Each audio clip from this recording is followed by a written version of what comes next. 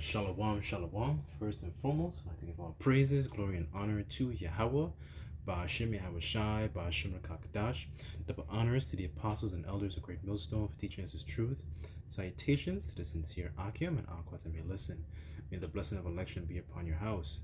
My name is Brother Akwai. I'm back in here with another quick lesson.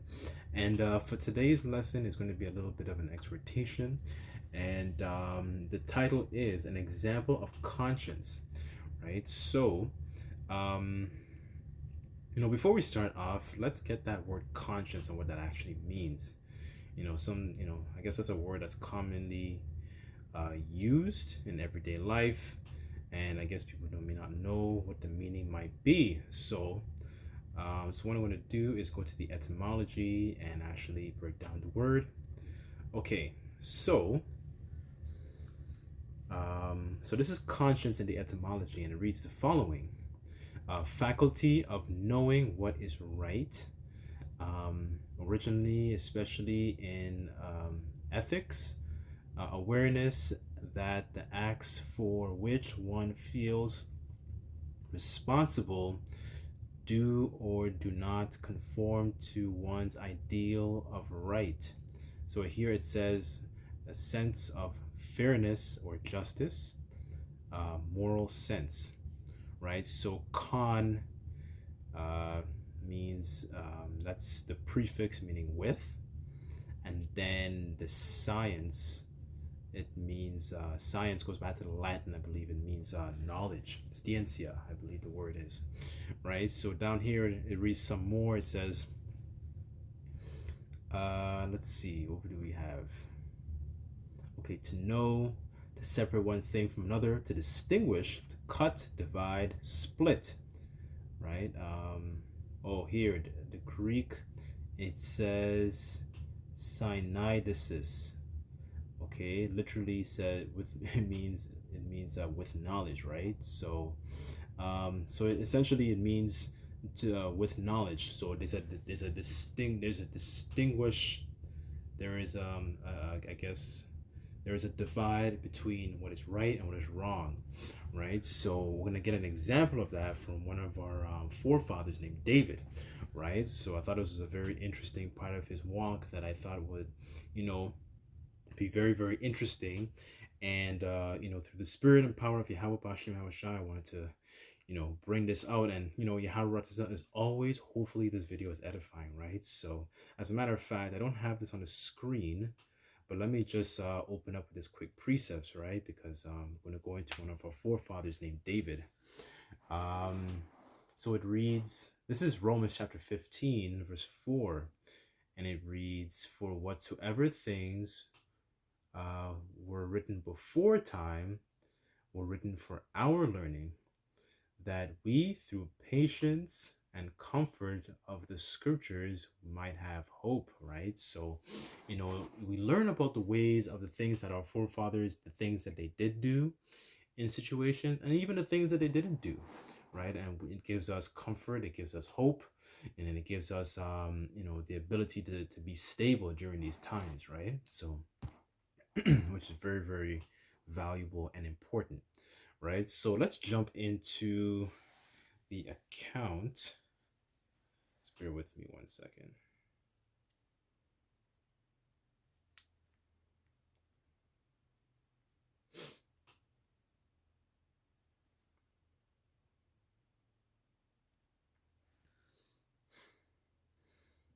Okay, so this is First Samuel chapter 24, verse.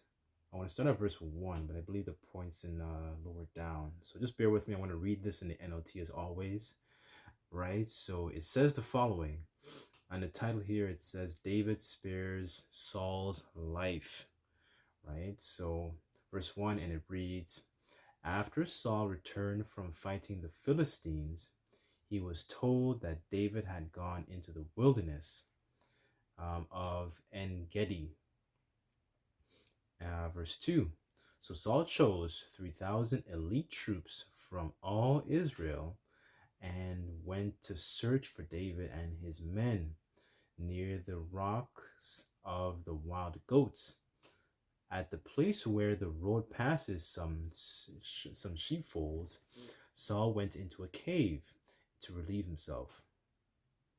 But as it happened, David and his men were hiding farther back in that very cave, right? So, so Saul went in, to do his business, and then David ended up being in that very same spot where he was at. Okay, verse 4, and it reads, and it's a quote: "Now's your opportunity," David's men whispered to him. "Today the Lord is telling you, I will certainly put your enemy into your power to do with as you wish." Right? So, one of his men is telling him, like, "Yo, man, this is your opportunity, right? He's right there. Come on, man. Just all you have to do is grab out your sword and just end it, right? So that's the kind of talk that his men is giving him. So, and then further on it reads, "So David crept towards and cut off a piece of the hem of Saul's robe." Verse 5, "But then David's conscience began bothering him because he had cut Saul's robe," right? So this is the key point here. In the KJV it says, "And it came to pass afterward that David's heart smote him because he had cut off Saul's skirt," right? Verse 6, "And the Lord Yahweh knows I shouldn't have done that to my Lord, to my Lord the king."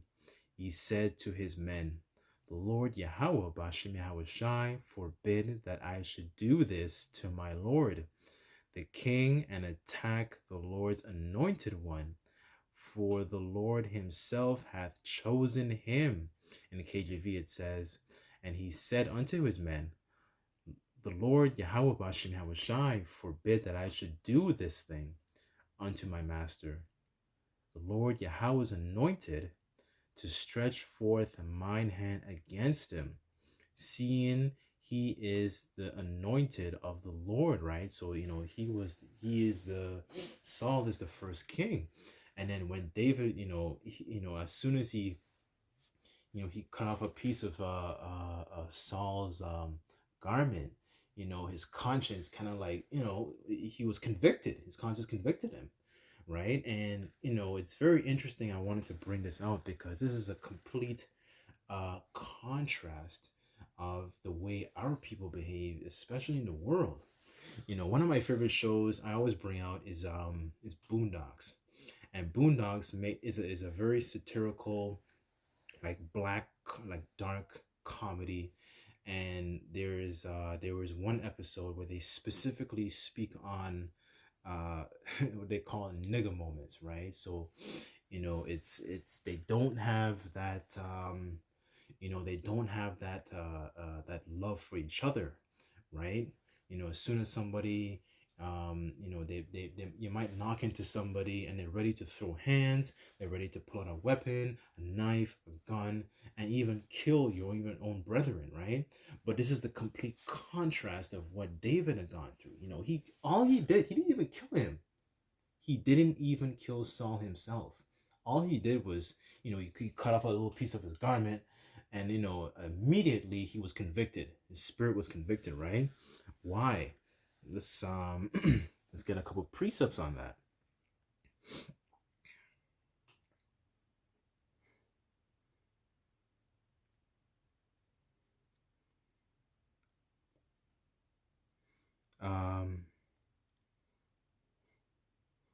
This is Proverbs chapter 9, verse 10, and it reads, "The fear of the Lord Yahweh is the beginning of wisdom, and the knowledge of the holy is understanding. For by me thy days shall be multiplied, and thy years of thy life shall be increased." Right? So, this is the beginning of actually having knowledge, wisdom, and understanding, because David actually, had a healthy amount of fear of the Lord, right? And this is something, and this is a main component that our people today do not have, right? They do whatever without even thinking about the repercussions, right? And since I actually brought out that point of the quote unquote nigga moments in a TV show called Boondocks, what I want to do is I want to bring out a quick precept, because today in these times, especially in Babylon the Great, our people don't have that care for each other. Even if when you actually read the story, this is very interesting too. When you actually go through the story of David's, walk even before he became king, because this chapter is still him being persecuted, but yet he hasn't become king yet, right? David, Saul, Salakio, he had thrown javelins at him. So, this was a man, this is a king that was trying to kill you. Like, imagine if the king of your country was trying to, like, kill you, right? As if, anyways, let me get the precept that I was thinking of to show the complete contrast of the times that we're living in. Okay, this is Deuteronomy chapter 28, verse 54. So that the man that is tender among you and very delicate, his eye shall be evil towards his brother, and toward the wife of his bosom, and towards the remnant of his children, which shall leave, right? So, our people have a very, very a jealous eye towards one another, you know, even amongst the tribes, the northern and southern kingdom, but even like, um, speaking from somebody, from the tribe of Benjamin, right? We even have that evil eye amongst our own people. Like the different islands have their own feud, you know, and it's just shows this even this goes to show that we are truly a cursed people, right? Our people don't have conscience and don't have any reservations about you know pulling a gun against one another, selling drugs to one another, all these different sort of things that our people do to inflict harm upon another person. They don't have any reservations about. As a matter of fact, uh, uh, um, killing one another, killing our own people is glorified in TV, as well as it's commodified in music, right? Because you don't hear about so-called white people killing other white people, or so-called Israelite rappers rapping about killing so-called white people, right? If anything at all, one of the main things that our people like to brag about in their music, especially these musicians, they brag about killing one another. That's one of the selling points. That is what sells the big bucks. That's what makes the big bucks, I should say, right? um, so let's get another.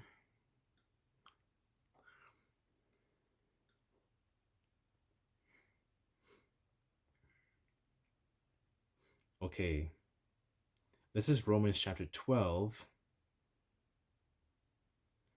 I will start at the points in 19. I'll start at 17. Here it says, recompense to no man evil for evil. Provide things honest in the sight of all men. If it be possible, as much as lieth in you, live peaceably with all men.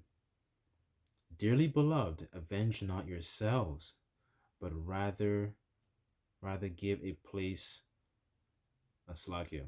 Avenge not yourselves, but rather give a place unto wrath, for it is written, vengeance is mine, I will repay, saith the Lord, right? So, the Lord says he is going to be the one to actually avenge, right?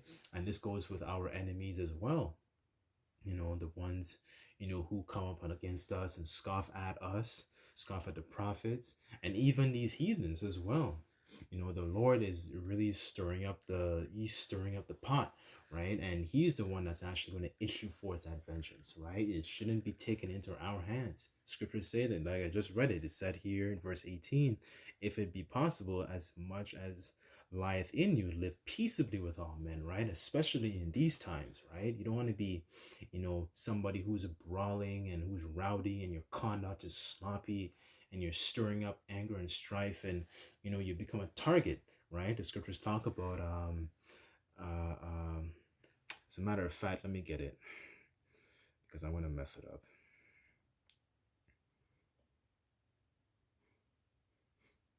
Okay, this is Ephesians chapter 5, verse 15, and it reads, see then that you walk circumspectly, not as fools, but as wise, redeeming the time, because the days are evil, right? And circumspect just means to spect, meaning to look, and circa meaning to around. So essentially looking around, right? Being mindful of the prophecies of what's going on and the times that we're living in, right? So so this is one of the things that is an example and something just to keep in mind of going about and navigating through these times, right? But hopefully all this is all piecing together and making sense, right?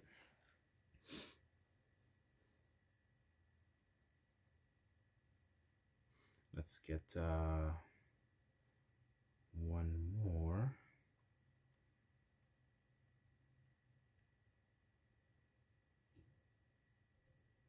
Okay, this is This is Proverbs chapter 4, verse 5, and it reads, get wisdom, get understanding, forget it not, neither decline from the words of my mouth. Forsake her not. That her referring to Sophia, referring to wisdom.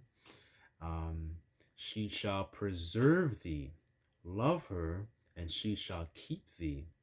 Wisdom is the principal thing. Therefore, get wisdom, and with all thy getting, get understanding, right? So, wisdom is the thing that is going to preserve us in these times.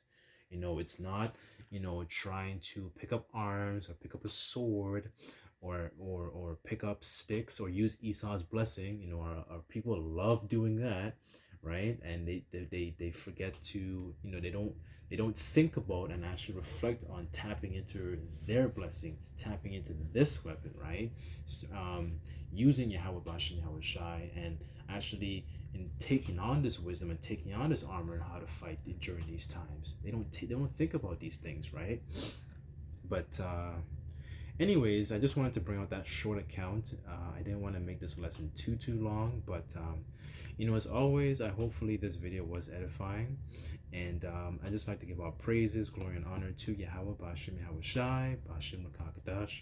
Double honors to the apostles and elders of Great Millstone for teaching us His truth. Till next time, I say Shalom.